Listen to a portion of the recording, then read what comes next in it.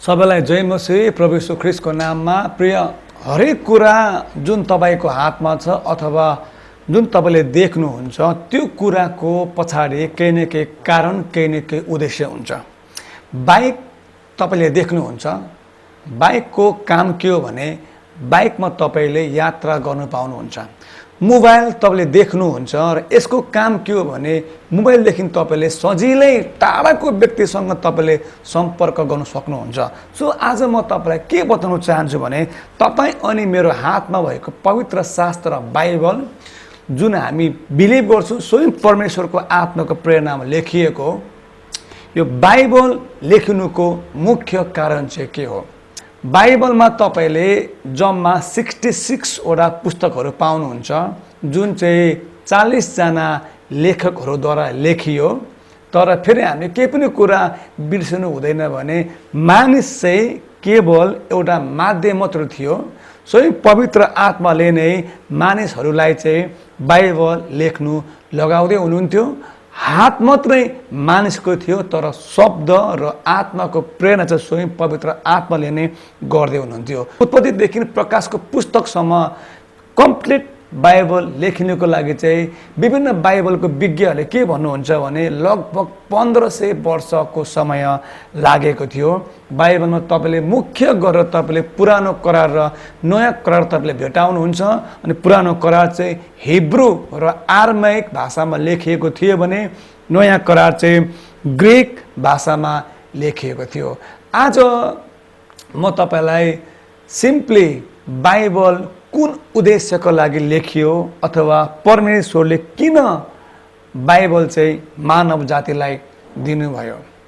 Number 1 मा Bible लेखिनुको मुख्य उद्देश्य चाहिँ हरेक मानिसले थाहा पाओस् भनेर कि स्वर्गमा चाहिँ एकजना सृष्टिकर्ता बस्नुहुन्छ।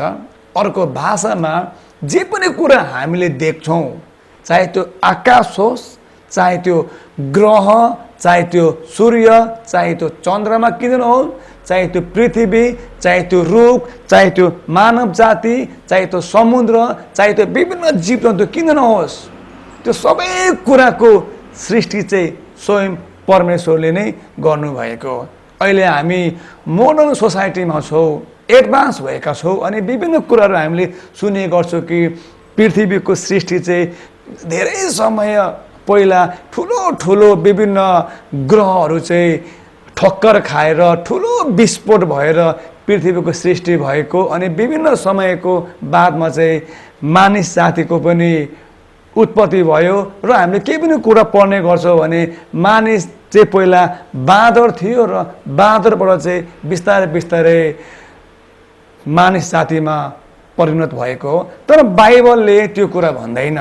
अनि आज म तपाईलाई के कुरा बताउन चाहन्छु भने यदि तपाईले उत्पत्तिको पुस्तक 1 अध्यायको 1 देखि 31 पदसम्म तपाईले पढ्नुभयो भने त्यहाँ तपाईले सबै कुराहरू डिटेलली क्रमैसँग स्वयं परमेश्वरले नै सृष्टि गर्नुभएको भनेर बाइबलमा लेखेको छ।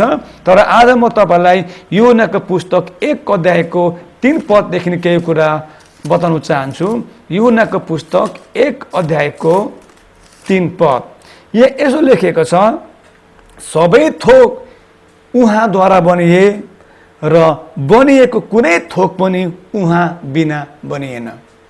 जति पनि कुरा बनिएको छ, जति पनि कुरा तपाईले देख्नुहुन्छ, चाहे त्यो आकाश हो, चाहे त्यो समुद्र हो, चाहे त्यो पृथ्वी हो, चाहे त्यो जीवजन्तु हो, चाहे त्यो वनस्पति हो, चाहे त्यो मानिस नै किन नहोस्, बाइबलले एउटै कुरा भन्छ, सबैको सृष्टिकर्ता चाहिँ स्वयं परमेश्वर हुनुहुन्छ। त्यही कारणले बाइबल लेखिनुको पहिलो उद्देश्य चाहिँ मानव जातिले थाहा पाओस् कि सबैको सृष्टिकर्ता चाहिँ स्वयं परमेश्वर हुनुहुन्छ र हामीलाई चाहिँ परमेश्वरलाई चिन्नु एकदमै आवश्यक परेको छ। बाइबल लेखिनुको अर्को कारण चाहिँ हामी हरेक मानिसलाई थाहा होस् कि हामीले चाहिँ पाप गरेको छौँ। रोमीको पुस्तक 3 अध्यायको 23 पद म तपाईहरुसँग पढ्नेछु। रोमीको पुस्तक 3 अध्यायको 23 पद यहाँ यसो लेखेको छ, किनकि सबैले पाप गरेका छन्। सुन्नुहोस्, सबैले, यहाँनिर कोही कोहीले मात्रै पाप गरेको छन् भनेन। परमेश्वरको वचनले स्ट्रेटली के भनेको छ भने संसारमा भएको सबै मानिसले पाप गरेका छन् र परमेश्वरको महिमासम्म पुग्नबाट चुकेका छन्। बाइबलले हामीलाई किन हामीले पाप गरेका छौँ भनेर भन्छ भने जबसम्म हामीले आफूले पाप गरेको छौँ भन्ने कुरालाई स्वीकार गर्दैनौँ तबसम्म हामीले पापबाट उम्कने उपाय खोज्दैनौँ। फेरि पनि सुन्नुहोस्, तपाईँलाई क्यान्सर नै लागेको छ भन्ने कुरा थाहा भएन भने के तपाईँले क्यान्सरको ट्रिटमेन्ट गर्नुहुन्छ? के तपाईँलाई रोग छ भन्ने कुरा नै तपाईँलाई थाहा भएन भने के तपाईँले रोगको उपचार गर्नुहुन्छ? सो बाइबलले किन आज सबैले पाप गरेका छन् भनेर भन्दैछ भने ताकि सबैलाई थाहा होस् हामीले पाप गरेका छौँ। अनि सुन्नुहोस्, यदि तपाईँले पाप गर्नुभएको छ भने अब तपाईँले पापबाट उम्किनुपर्छ, अब तपाईँले पापबाट बस्नुपर्छ। अनि सुन्नुहोस्, रोगीलाई बचाउनुको लागि डक्टर चाहिन्छ, रोगीलाई बचाउनुको लागि डक्टर चाहिन्छ। त्यसरी नै पापीलाई बचाउनुको लागि मुक्तिदाता चाहिन्छ। सो आज बाइबलले तपाईँ र मलाई के कुरा भन्दैछ भने हामी सबैले पाप गरेको छौँ र हामीलाई चाहिँ एउटा मुक्तिदाताको खाँचो छ।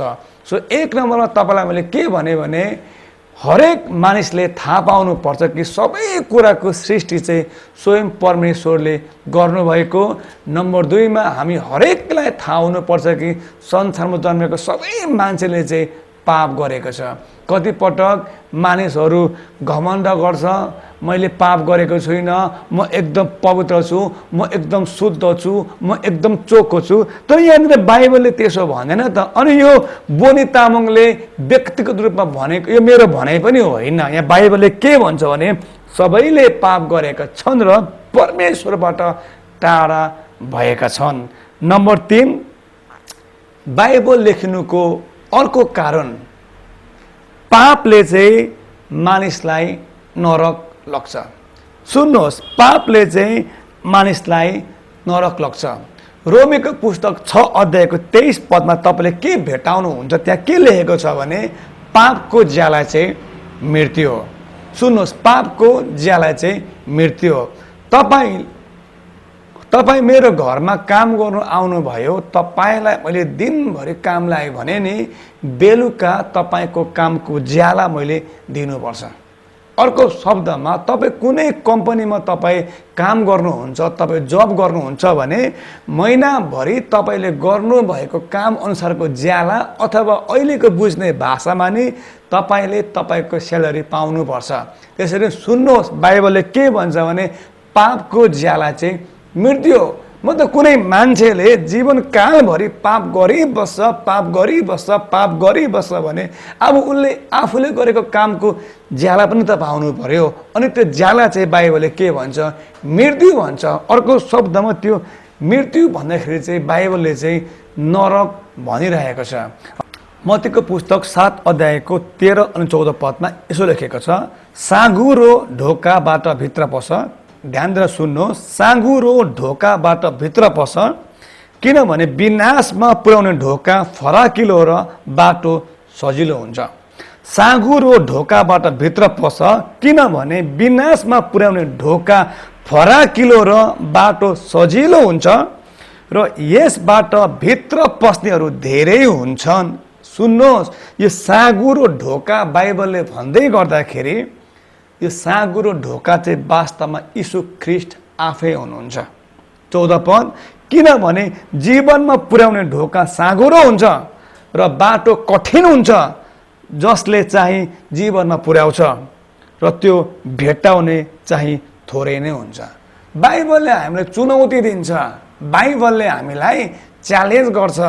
बाइबलले के भन्छ भने साँघुरो ढोकाबाट भित्र पस, किनभने विनाशमा पुर्याउने, किनभने अनन्त मृत्युमा पुर्याउने, किनभने अनन्त दण्डमा पुर्याउने ढोका चाहिँ, बाटो चाहिँ फराकिलो हुन्छ, बाटो सजिलो हुन्छ र धेरै मान्छेहरू भित्र पस्छ।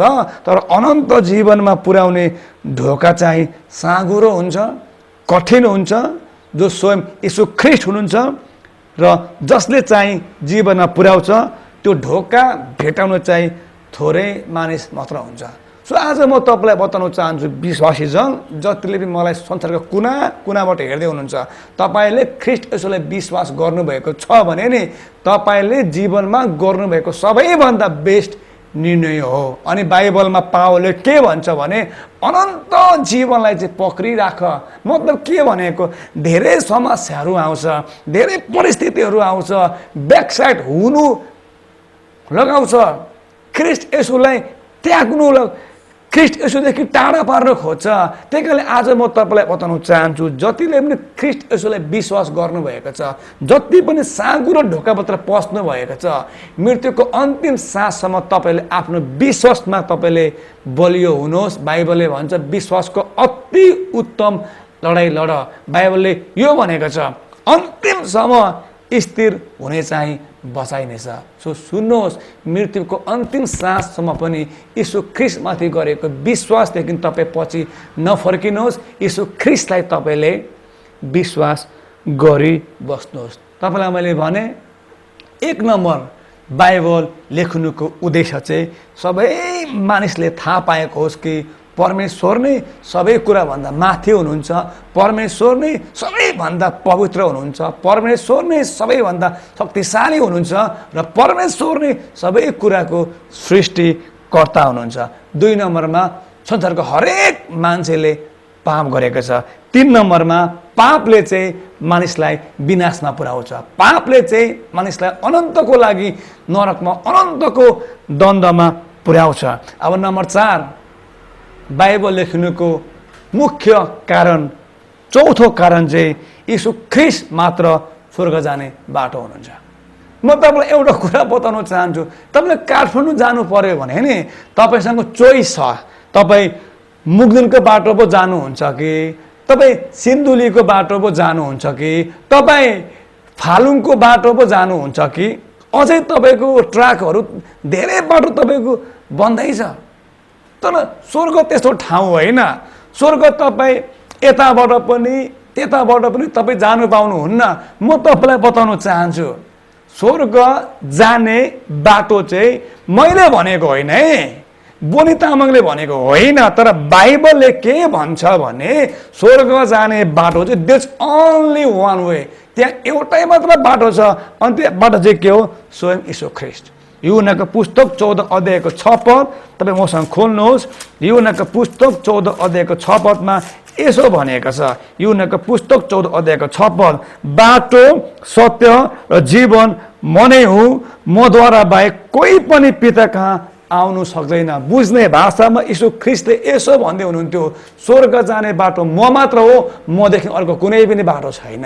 अनि आज म तपाईँलाई प्रियजन बताउन चाहन्छु, तपाईँले ख्रीष्ट यसोलाई विश्वास गर्नुभएको छ, तपाईँको नयाँ गरी जन्म भएको छ। यसाया 1को 18 पद अनुसार, हिब्रू 8को 12 पद अनुसार, हिब्रूको पुस्तक 10को 17 पद अनुसार तपाईँको पाप ख्रीष्ट यसोको रगतले धोइएको छ, तपाईँ पवित्र पारिनु भएको छ, तपाईँको नाम जीवनको पुस्तकमा लेखिएको छ। फेरि पनि म तपाईँलाई बताउन चाहन्छु, मृत्युको अन्तिम साससम्म पनि ख्रीष्ट यसोमाथि गरेको विश्वासदेखि तपाईँ पछि नहट्नुहोस्। फेरि पनि म तपाईँलाई भन्न चाहन्छु, अनन्त जीवनलाई पक्रिराख्नुहोस्। यीशु ख्रीष्टमाथिको विश्वासदेखि तपाईँलाई कुनै पनि समस्याले, कुनै पनि परिस्थितिले, कुनै पनि दुःखले, कुनै पनि कष्टले तपाईँलाई ब्याकसाइड पार्नु नसकेको होस्। किनकि तपाईँले सही निर्णय गर्नुभएको छ। यहाँ ख्रीष्ट यसोले भन्नुभएको छ, म मात्रै एउटै बाटो हो, म मात्रै एउटा सत्य हो, म मात्रै एउटा जीवन हो। नम्बर 5 बाइबल लेख्नुको अर्को उद्देश्य पश्चाताप गर र परमेश्वरतर्फ फर्क। सुन्नुहोस्, बाइबल लेख्नुको अर्को मुख्य कारण पश्चाताप गर्नु र परमेश्वरतिर फर्किनु। पश्चाताप किन गर्नु? ख्रीष्ट यसुले आफ्नो सेवकाई जब सुरु गर्नुभयो नि, उहाँले पहिलो शब्द मुखदेखि के भन्नुभयो भने रिपेन्ट पश्चाताप गर, किनकि स्वर्गको राजा चाहिँ नजिक आइपुगेको छ। सुन्नुहोस् विश्वासी जन, अनन्त जीवनमा प्रवेश गर्नुको लागि, अनन्त जीवनभित्र पस्नुको लागि बाटो परमेश्वरले बनाइसक्नु भएको छ। बाटो चाहिँ ख्रीष्ट येशू हुनुहुन्छ। तर सुन्नुहोस्, त्यो बाटो परमेश्वरले बनाउनु भएको भए तापनि परमेश्वर चाहिँ कसैलाई पनि जबरजस्ती गर्नु हुँदैन। अनि परमेश्वरले चाहिँ तपाईँको र मेरो सो इच्छामा छोडिदिनु भएको छ। त्यही कारण सुन्नुहोस्, पहिला चाहिँ तपाईँले पश्चाताप गर्नुपर्छ। अनि पश्चाताप भनेको चाहिँ के हो? अहिले चाहिँ चर्चमा मण्डलीमा पश्चातापलाई चाहिँ अलिकति गलत बुझिएको छ कि चर्चमा जाने, मान्छेको अगाडि आफ्नो पापहरू भन्ने, अनि भयो भने आँसु पनि झार्ने, रुने पनि, कराउने पनि, चिच्याउने पनि। तर त्यो होइन। साँचो पश्चाताप भनेको चाहिँ आफूले गरेको पापदेखि फर्किने, आफूले गरेको पापदेखि फर्किने। तपाईँ व्यभिचारमा लिप्त हुनुभएको छ, तपाईँले पश्चाताप गर्नुभएको छ भने नि तपाईँको लाइफमा अब व्यभिचार चाहिँ बन्द हुन्छ। तपाईँ ड्रग एडिक्सनभित्र फस्नु भएको छ। इफ यु ट्रुली रिपेन्ट, तपाईँले साँच्चै नै पश्चाताप गर्नुभएको छ भने नि तपाईँको लाइफमा चाहिँ नि त्यो पाप चाहिँ बन्द हुन्छ। सो म तपाईँको मनको आँखा उगार्नु चाहन्छु, जति पनि विश्वासी हुनुहुन्छ, साँचो पश्चातापले चाहिँ नि पापदेखि तर्किन्छ। एउटा गीत छ नि, सधैँ खाने थोक मैले खानु छोडेँ, सधैँ जाने ठाउँ म जानु छोडेँ, सधैँ हिँड्ने बाटो मैले हिँड्नु छोडेँ जब यीशुसँग हिँडेँ। सो म तपाईँलाई बताउन चाहन्छु, ख्रीष्ट येशूलाई पक्रेर हिँड्ने बाटो र पापको बाटो चाहिँ बेग्लै बेग्लै कुरा हो। बाइबलले के भन्छ? परमेश्वर र बालजीवलको के सरोकार, अन्धकार र ज्योतिको के सरोकार, पाप र धार्मिकताको के सरोकार। अनि म तपाईँलाई फेरि पनि बताउन चाहन्छु, तपाईँ र अधर्मको के सरोकार। यदि तपाईँले साँच्चै नै पश्चाताप गर्नुभएको छ भने नि कसैले यसो भन्छ, साँचो पश्चाताप चाहिँ आँखाको आँसु होइन हो। कहिलेकाहीँ पश्चातापमा मान्छे रुन्छ पनि। फेरि पनि म तपाईँलाई बताउन चाहन्छु, कसैले यसो गरी भन्नुहुन्छ, साँचो पश्चाताप चाहिँ आँखाको आँसु होइन, मुखको शब्द होइन, तर साँचो पश्चाताप चाहिँ परमेश्वरतिर फर्केर आफ्नो जीवनमा ल्याउने परिवर्तन हो। फेरि पनि सुन्नु, साँचो पश्चाताप चाहिँ परमेश्वरतिर फर्केर, परमेश्वरतिर हेरेर। बाइबलमा पावलले के भन्छ? जबसम्म ख्रीष्ट येशू तिमीहरू भित्र जन्मिनुहुन्न तबसम्म म सुत्केरी वेदनामा छु। प्रिय सुन्नुहोस्, तपाईँलाई शैतानले धोका दिनु नपाओस्। तपाईँको जीवनमा साँचो पश्चाताप छ भने नि तपाईँ पापदेखि फर्केर ख्रीष्ट येशूको लागि जिउँदै गरेको व्यक्ति हुनुहुन्छ। सो आज म तपाईँको आत्मिक आँखा र तपाईँको मनको आँखा उगार्न चाहन्छु। साँचो पश्चातापले तपाईँको जीवनमा जहिले पनि परिवर्तन लिएर आएको हुन्छ। तर आज पनि तपाईँ रुनुहुन्छ, भोलि पनि तपाईँ रुनुहुन्छ, पर्सि पनि तपाईँ रुनुहुन्छ, तर तपाईँ फेरि त्यही पाप गर्नुहुन्छ, त्यही पाप गर्नुहुन्छ, त्यही पाप गर्नुहुन्छ भने त्यसलाई चाहिँ पश्चाताप होइन, त्यसलाई चाहिँ बाइबलले पछुतो भनेको छ। अनि ख्रीष्ट येशूले पछुतो गर, किनभने परमेश्वरको राज्य नजिकै आइपुगेको छ भन्नु भएन, तर ख्रीष्ट येशूले यसो भन्नुभयो, पश्चाताप गर, किनभने परमेश्वरको राज्य नजिक आइपुगेको छ। अनि यदि तपाईँ विश्वासी हुनुहुन्छ र तपाईँले साँचो पश्चाताप गर्नुभएको छ भन्ने कुराको प्रमाण चाहिँ के हो? तपाईँले मलाई सोध्नुहुन्छ भने म तपाईँलाई बताउन चाहन्छु कि जुन कुराको लागि तपाईँले पश्चाताप गर्नुभयो त्यो कुरा तपाईँले बन्द गर्नुभयो कि तपाईँ अझै त्यही कुरामा हुनुहुन्छ? तर यदि तपाईँ अझ त्यही कुरामा हुनुहुन्छ भने पनि म तपाईँलाई ब्लेम गर्दिनँ, म तपाईँलाई दोस्याउँदिनँ। तर म तपाईँलाई एउटा कुरा बताउन चाहन्छु, परमेश्वरलाई अनुग्रह माग्नुहोस्, उहाँसँग प्रार्थना गर्नुहोस् र उहाँलाई भन्नुहोस्, प्रभु यो पाप मेरो जीवनमा छ, मलाई थाहा छ यो पापले मलाई फाइदा गर्दैन, मलाई थाहा छ यो पापले मलाई नष्ट गर्छ, तर म सकेकै छुइनँ यो पापमाथि विजय प्राप्त गर्न। सो तपाईँले उहाँलाई अनुग्रह माग्नुहोस्, किनकि सुन्नुहोस्, तपाईँको कोसिसले भन्दा उहाँको अनुग्रहको शक्तिले तपाईँले नि अवश्य पनि जित्नुहुन्छ। तर बाइबलले यसो भनेको छ, परमेश्वरले नम्रहरूलाई अनुग्रह दिनुहुन्छ। तपाईँले उहाँलाई अनुग्रह माग्नुहुन्न, तपाईँ उहाँको सामु जानै हुन्न, तपाईँ उहाँको सहायतै माग्नुहुन्न भने कसरी तपाईँलाई उहाँले अनुग्रह दिनुहुन्छ? सो सुन्नुहोस्, यदि तपाईँ जो कोहीले पनि यो भिडियो हेर्दै हुनुहुन्छ र तपाईँको व्यक्तिगत जीवनमा भित्री पाप छ, तपाईँलाई उकुस मुकुस भइसक्यो, कसरी निस्किने भनेर भने म तपाईँलाई फेरि पनि बताउन चाहन्छु, परमेश्वरको अगाडि गएर पाप स्वीकार गर्नुहोस्। यूहन्नाका पुस्तक 1:9 त्यही भन्छ, यदि हामीले आफ्नो पापहरू स्वीकार गर्यो भने उहाँले क्षमा गर्नुहुन्छ, किनकि उहाँ चाहिँ धर्मी र विश्वासयोग्य हुनुहुन्छ। अनि साथै उहाँले क्षमा मात्रै गर्नुहुन्न, तपाईँले उहाँलाई अनुग्रह माग्नु भयो भने नि तपाईँको त्यो पापलाई जित्ने अनुग्रह तपाईँलाई उहाँले दिनुहुन्छ। नम्बर 6, बाइबल लेख्नुको अर्को मुख्य उद्देश्य। अब सुन्नुहोस् है प्रियजन, अब एउटै शब्दमा एउटै बोलीमा यदि कसैले मलाई सोध्छ भने पास्टर बोनी बाइबल किन लेख्यो, फेरि पनि सुन्नुहोस्, एउटै शब्दमा एउटै बोलीमा यदि कसैले मलाई सोध्छ भने पास्टर बोनी तपाईँ भन्नुहोस् त एकै शब्दमा बाइबल किन लेख्यो, मेरो उत्तर यो हुनेछ, यीशु ख्रिस्टको तपाईँलाई आवश्यक छ। फेरि पनि सुन्नुहोस्, यीशु ख्रिस्टको तपाईँलाई आवश्यक छ। तपाईँलाई कसैले अनन्त दण्डबाट बचाउनु सक्नुहुन्छ भने उहाँ चाहिँ यीशु ख्रिस्ट हुनुहुन्छ। म तपाईँलाई फेरि पनि बताउन चाहन्छु, उत्पत्तिको पुस्तकदेखि प्रकाशको पुस्तकसम्म तपाईँले यीशु ख्रिस्ट बाहेक तपाईँले बाइबलमा केही पनि भेटाउनु हुँदैन। बाइबल चाहिँ वास्तवमा मानिसलाई कति धेरै यीशु ख्रिस्टको आवश्यक छ भन्ने कुराको लागि लेखेको पुस्तक हो। तर म तपाईँलाई 6वटा पोइन्ट बताएको छु, 5 र तपाईँलाई मैले भनिसकेको छु। तर अब म तपाईँलाई अन्तिम पोइन्ट बताउन चाहन्छु किन चाहिँ बाइबल लेखियो।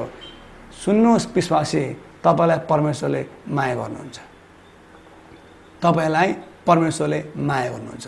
सायद तपाईँले आफ्नो बुवाको माया लाइफमा कहिले पाउनु भएन होला, सायद तपाईँले आफ्नो आमाको माया तपाईँले जीवनमा कहिले पाउनु भएन होला, सायद तपाईँलाई धेरै मान्छेले तपाईँलाई धोका दियो होला, तपाईँसँग प्रेम गर्यो होला, तपाईँको मुटुलाई छिया पार्यो होला। तर आज म तपाईँलाई बताउन चाहन्छु, तपाईँलाई परमेश्वरले माया गर्नुहुन्छ। उहाँ स्वर्गमा बस्नुहुन्छ, उहाँ पवित्र हुनुहुन्छ। सायद तपाईँको जीवनमा अप्स एन्ड डाउन छ होला, सायद तपाईँ अझै पनि पापसँग स्ट्रगल गर्दै हुनुहुन्छ होला। तर आज म तपाईँलाई बताउन चाहन्छु, तपाईँले जस्तो सुकै जे सुकै गर्नुभएको भए तापनि परमेश्वरले नि तपाईँलाई औधी माया गर्नुहुन्छ। यूहन्नाको पुस्तक 3:16 यसो लेखेको छ, किनभने परमेश्वरले जगतलाई यति साह्रो प्रेम गर्नुभयो नि, उहाँले आफ्नो एक मात्र पुत्र संसारलाई दिनुभयो ताकि उहाँमाथि विश्वास गर्ने कोही पनि नाश नहोस् तर त्यसले अनन्त जीवन प्राप्त गरोस्। परमेश्वरले संसारलाई धेरै माया गर्नु भएर उहाँको पुत्र पठाउनु भएको। अनि आज म तपाईँलाई बताउन चाहन्छु, के तपाईँ मायाको खोजीमा हुनुहुन्छ, के तपाईँ ट्रु लभको खोजीमा हुनुहुन्छ, के तपाईँ साँचो प्रेमको खोजीमा हुनुहुन्छ, कसले मलाई साँचो प्रेम गर्ला भनेर आज म तपाईँलाई एउटा परमेश्वर इन्ट्रोड्युस गर्नु चाहन्छु। सुन्नुहोस्, के तपाईँ साँचो लभको खोजीमा हुनुहुन्छ, के तपाईँ ट्रु लभको खोजीमा हुनुहुन्छ? आज म तपाईँलाई एउटा यस्तो परमेश्वरसँग परिचय गराइदिन्छु जसले तपाईँलाई साँचो माया गर्नुहुन्छ।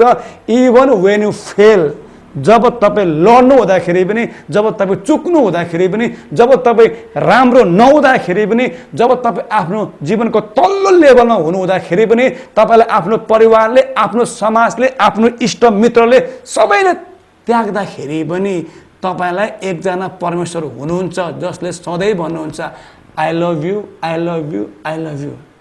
अनि उहाँको नाम चाहिँ बाइबलले यीशु ख्रिस्ट भनेको छ, जिजस क्राइस्ट भनेको छ।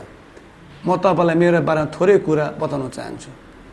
मेरो आफन्तले मलाई त्याग्यो किनकि ड्रग खाने बानी, शरीर बिग्रियो, समाजले मलाई त्याग्यो, मान्छेले मलाई मारेर फ्याँकिदियो, कसैले मलाई माया गरेन।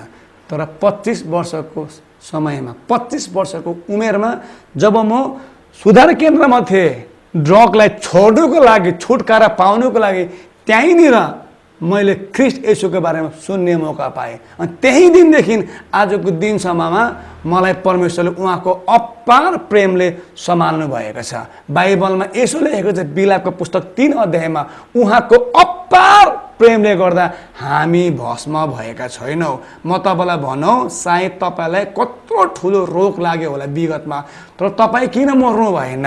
सायद तपाईँको कत्रो धेरै ऋण थियो होला, तपाईँ किन झुन्डिनु भएन? किन तपाईँ स्टिल जिउँदै हुनुहुन्छ? किन तपाईँ स्टिल सास फेर्दै हुनुहुन्छ? बाइबल त्यही भनेको छ, उहाँको प्रेमले गर्दा हामी भस्म भएका छैनौँ। सो आज म तपाईँलाई बताउन चाहन्छु, विश्वासी जन, तपाईँ जस्तो सुकै अवस्थामा भए पनि, तपाईँ जुन ठाउँमा भएको भए तापनि तपाईँलाई परमेश्वरले अनकन्डिसनल प्रेम गर्नुहुन्छ। तपाईँले चिन्ता गर्नुभन्दा तपाईँले आफूलाई उहाँको प्रेमभित्र राख्नुहोस् अनि तपाईँले उहाँलाई भन्नुहोस्, पिता धन्यवाद मलाई यति विघ्न प्रेम गर्नुभएको लागि। सो म अन्त्यमा तपाईँलाई फेरि पनि त्यही बताउन चाहन्छु, म तपाईँलाई थोरै रिक्याप गर्नु चाहन्छु। बाइबल लेख्नुको मुख्य उद्देश्य चाहिँ अझ तपाईँ र मैले थाहा पाउनुपर्छ, यो सबै कुराको सृष्टि गर्नु चाहिँ परमेश्वर स्वयं हुनुहुन्छ। मानिसमा पाप छ, मानिसले पाप गरेको छ। नम्बर 3 मा पापले चाहिँ मानिसलाई अनन्त नरकसम्म पुर्याउने काम गर्छ।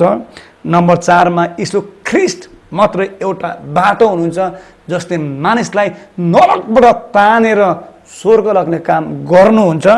नम्बर 5 मा पश्चाताप गरेर मानिस चाहिँ प्रभुतिर फर्केको उहाँ चाहनुहुन्छ। नम्बर 6 मा तपाईँलाई परमेश्वरले माया गर्नुहुन्छ। आमेन। सबैलाई जय मसीह।